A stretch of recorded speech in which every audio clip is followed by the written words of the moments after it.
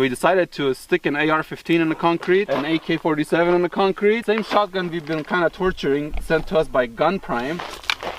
Aspar, you ready? I'm ready. You were born ready? Yes. When I born, the doctor said to my mom, this guy is ready. Fire in the hole!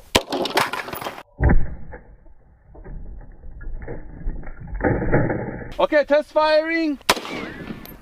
This works perfectly fine. 7.62 by 39. Okay, here we go.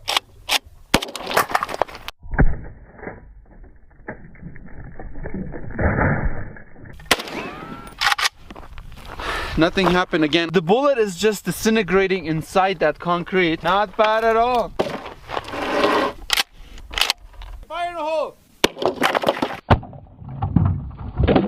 And nothing happened. This one broken a lot more pieces. Yes. But nothing happened to the cinder block again here.